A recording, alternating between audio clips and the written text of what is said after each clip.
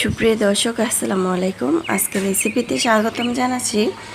আজকে ডিম ডাল দিয়ে এত মজাদার একটা রেসিপি করে দেখাবো। এই রেসিপিটি সহজভাবে যে কেউ তৈরি করতে পারবেন, ব্যাচেলারও চাইলে কিন্তু এটা ট্রাই করতে পারেন। প্রথমে মসুরি ডাল 1 কাপ ভিজিয়ে রেখেছিলাম, সেটা দিয়ে দিলাম একটি প্যানের মধ্যে। তারপরে প্যানের মধ্যে 2 কাপ পানি দিয়েছি, 2টি আলু কুচি করে কেটে দিয়েছি, তেজপাতা দিয়েছি, একটি তেজপাতা ছিঁড়ে দিয়েছি, আর সামান্য একটু 1/2 টেবিল চামচ হলুদের গুঁড়া দিয়েছি। দিয়ে এখন আমি একটু নেড়ে চেড়ে দিয়ে এটাকে আমি সিদ্ধর জন্য বসিয়ে দিব। চুলার আঁচ প্রথমে বাড়িয়ে দিব, তারপর চুলার আঁচ কমিয়ে দিব। একটু নেড়ে চেড়ে যখন এরকম হালকা বলক চলে আসবে, তখন এখানে দিয়ে দিচ্ছি আদা আর রসুন বাটা 1/2 চামচ।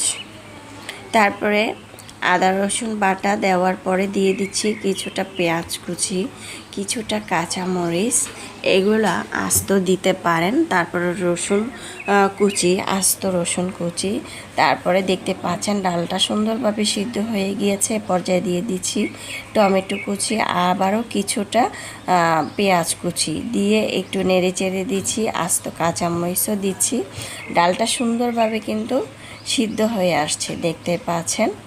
এখন আমি একটু নেড়ে চেড়ে দেওয়ার পরে এই ডালটাকে আমি সাইডে রেখে দেব, যেহেতু সিদ্ধ হয়ে গিয়েছে এই পর্যায়ে। তারপরে দিয়ে দিচ্ছি লবণ। লবণটা অবশ্যই ডালটা যখন সিদ্ধ হয়ে যাবে তখন দেওয়ার চেষ্টা করবেন। অনেক সময় দেখবেন ডালটা সিদ্ধ হয় না, লবণ যদি আমি প্রথম অবস্থায় লবণটা দিয়ে দিই। তারপরে আগে থেকে একটি ডিম ভেঙে নিয়েছি, ডিমের ভিতরে মরিচ দিয়েছি, কাঁচামরিচ। এটা ভাঙার পরে একটি প্যানের মধ্যে তেল দিয়েছি 1 টেবিল চামচ। ডিমটা একটু ভেজে নিচ্ছি হালকা করে, বেশি লাল করে ভাজা যাবে না। এখন আমি চুলার মধ্যেই প্যানের মধ্যে রেখেই আমি এটা খুঁচুনি দিয়ে কেটে নিচ্ছি। এটা আপনাদের পছন্দ মতো কিন্তু কাটতে পারেন। দেখতে পাচ্ছেন আমি কিভাবে কেটে নিচ্ছি, এভাবে কেটে নিচ্ছি। একটি ডিম দিয়ে যদি পরিবারের সবাই যদি আমরা দুপুরবেলা গরম ভাতের সাথে খেতে পারি, তাহলে তো আর মাছ মাংসর প্রয়োজন নাই। প্রতিদিন তো একঘেয়েমি মাছ মাংস খেতেও ভালো লাগে না। এই তো ডিমটা এইভাবে সবগুলো কেটে নিয়েছি। এখন ডালের মধ্যে ডিমগুলো দিয়ে দিচ্ছি। ডালটা সুন্দর পারফেক্ট সিদ্ধ হয়েছে।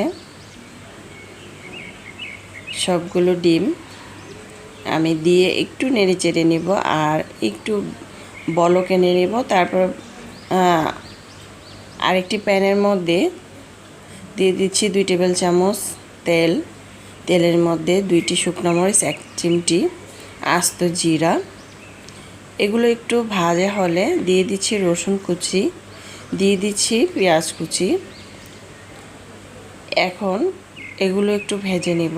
এই ফোড়নটা অবশ্যই দেওয়ার চেষ্টা করবেন, তাহলে ডালের থেকে খুব সুন্দর ফ্লেভার আসবে, ডালটা দ্বিগুণ মজাদার হবে। যখন ব্রাউন কালার হয়ে আসবে পেঁয়াজটা, তখন ডালের মধ্যে দিয়ে দিচ্ছি, দিয়ে আবারও একটু নেড়ে চেড়ে দিচ্ছি। এমন একটি ডাল যদি দুপুরবেলা গরম ভাতের সাথে থাকে, তাহলে কিন্তু আর কিছুই লাগে না। রুটি পরোটা গরম ভাতের সাথে খেতে কিন্তু অনেক বেশি মজাদার হয়।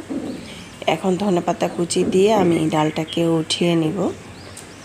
একটি বাটিতেও পরিবেশন করে নিয়েছি। মাশাআল্লাহ, দেখতে যেমন সুন্দর হয়েছে, খেতেও কিন্তু আলহামদুলিল্লাহ। চাইলে এই মজাদার ডালটা তৈরি করতে পারেন। আশা করছি রেসিপিটি ভালো লেগেছে। ভালো লাগলে অবশ্যই চ্যানেলটা সাবস্ক্রাইব করে লাইক দিয়ে পাশে থাকবেন। দর্শক, বেশি বেশি ভালো থাকবেন, খাবার কখনো অপচয় করবেন না। আমরা চাইলে এই মজাদার ডালটা তৈরি করে গরম রুটি পরোটা গরম ভাতের সাথে খেতে পারি। সবাই চেটেপুটে খেয়ে নেবে, বাচ্চা থেকে বড় সবাই অনেক বেশি পছন্দ করে। এতক্ষণ আমার সঙ্গে যারা ছিলেন অসংখ্য ধন্যবাদ জানিয়ে আজকের জন্য বিদায় নিচ্ছি। আল্লাহ হাফেজ।